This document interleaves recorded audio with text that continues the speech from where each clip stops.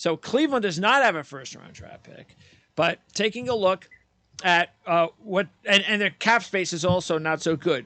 But I think Andrew Berry has done a really good job. I like the roster. The roster is very nice. I like what he's done with the contracts and the rosters in general. So I think he's in a good position. Matter of fact, when I look at what this team needs, now that Deshaun Watson is going to start the season next season, there's not I don't think there's a whole lot they need on offense at all. I think they're kind of set on offense. It's the defense that they have to just kind of fill in some holes, like interior, defensive tackle. Now, maybe Winfrey gets better.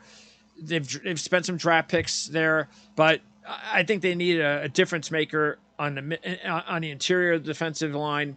If they don't re-sign Clowney, which maybe they won't, then they need another edge rusher. It can't be all Myles Garrett all the time. So they've got to have some help there.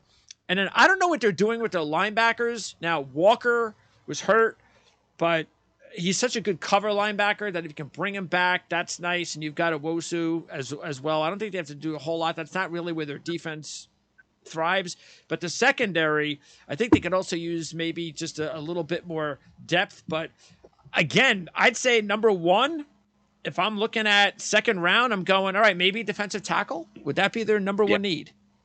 Yep, you're exactly right. There's no question it's the top need. I mean, if you had this on a chart, you would say the defensive line is the top need. Their second need is 10 spaces below.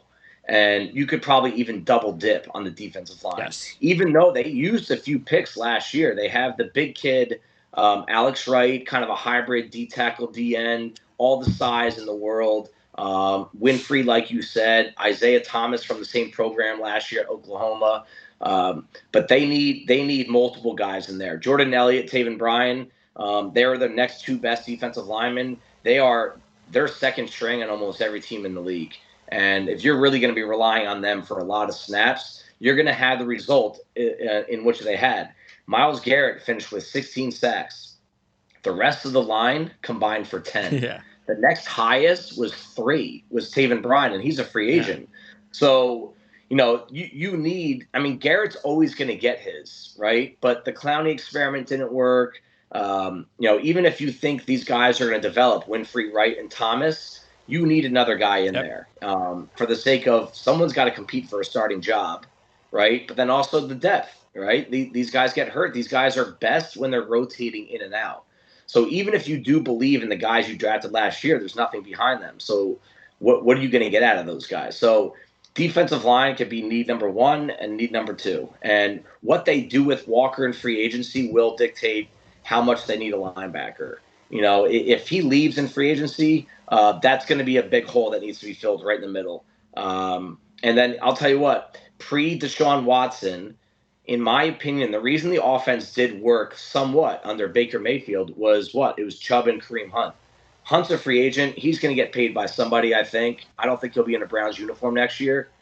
I think it would be smart for this team to go and invest in another running back for the depth chart, just for the sake of being able to always rely on like that 1-2/1-2 punch in the backfield. Yeah, if something happens to Chubb, yeah. I mean, Jerome Ford is a nice player, but yes, yeah.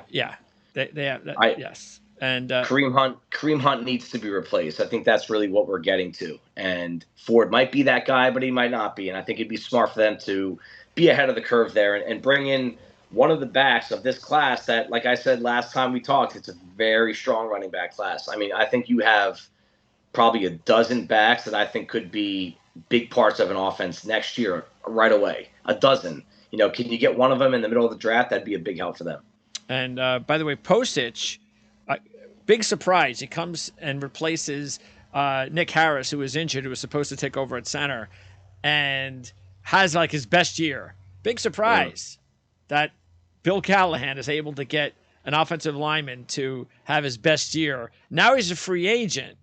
So they probably let him leave and they let Harris go back to playing center, I guess, because again, their contractual situation is not very good right now, books wise.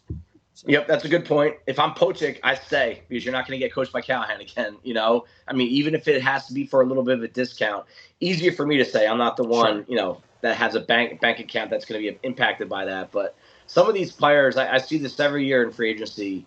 if you're a part of a system that made you a better player, why are you leaving? Yeah. You know, if in terms of lengthening your career, you know, if there is a slight discount available for him to stay in Cleveland, it's got to be the move for him. But again, money It's the talks. money. Yeah, absolutely. All right, so that's Cleveland, again, without a first-round draft pick.